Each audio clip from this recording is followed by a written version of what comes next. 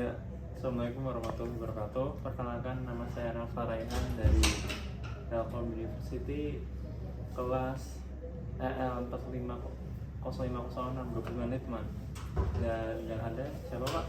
Dengan saya yaitu Dermawan Stananda.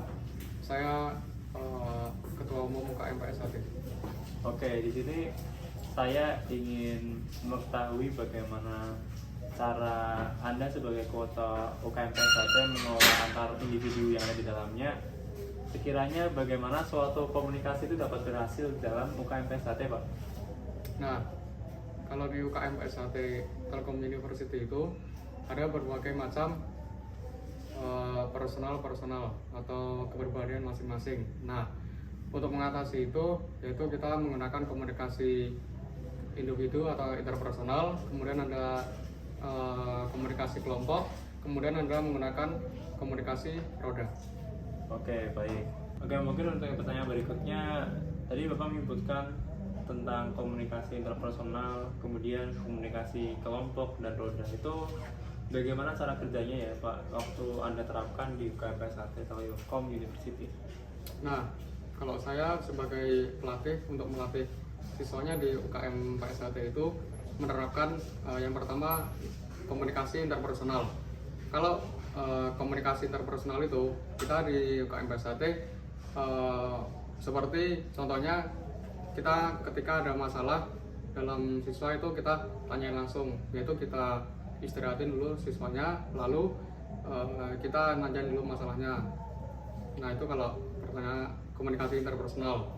Nah, kalau yang komunikasi kelompok, kita menyampaikan materi-materi PSAT itu secara langsung. Jadi misalnya kalau latihan PSAT itu kan ada banyak tuh siswanya. Nah, kita menyampaikan materi itu secara langsung, secara berkelompok. Yaitu langsung saja 5 atau 10 orang. Nah, kalau komunikasi roda itu contohnya di PSAT Telkom University itu kan ada divisi, ada banyak. Nah, kita dibagi-bagi aja untuk melakukan setiap divisi itu. Tugasnya dibagi-bagi kepada siswanya. Misalnya divisi bagian pelatihan kita menerapkannya kepada siswa yang bagian A. Misalnya yang divisi logistik itu kita menerapkan kepada siswanya itu bagian B kayak gitu. Oh, baik. Kemudian saya ingin bertanya terkait faktor internal yang mempengaruhi pola belajar maupun pelatihan mental untuk para pesilat di UKM PSAT. Itu untuk faktor internalnya bagaimana ya Pak?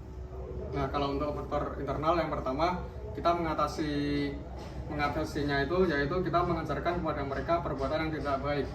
Nah, contohnya di PSAT itu pasti setiap organisasi itu kan ada oknum-oknum tertentu.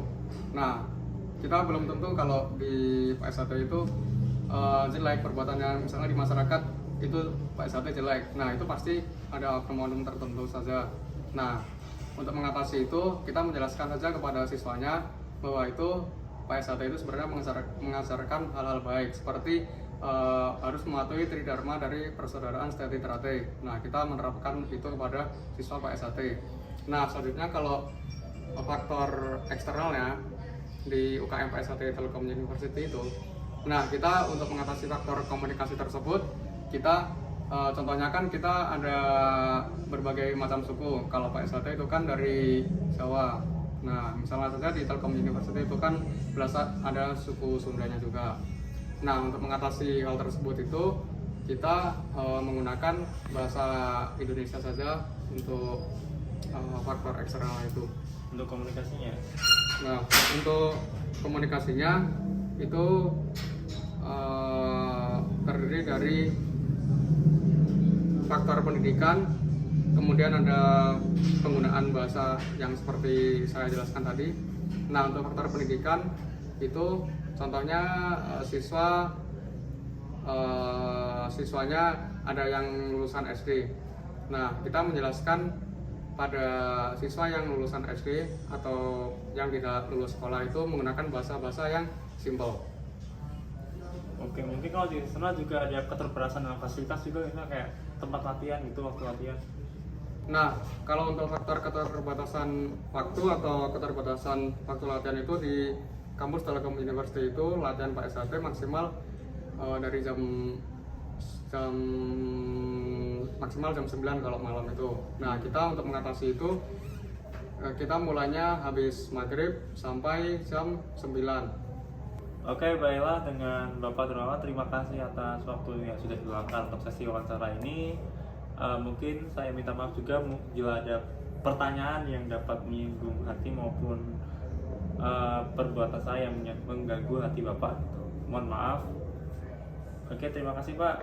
Wassalamualaikum warahmatullahi wabarakatuh. Waalaikumsalam warahmatullahi wabarakatuh.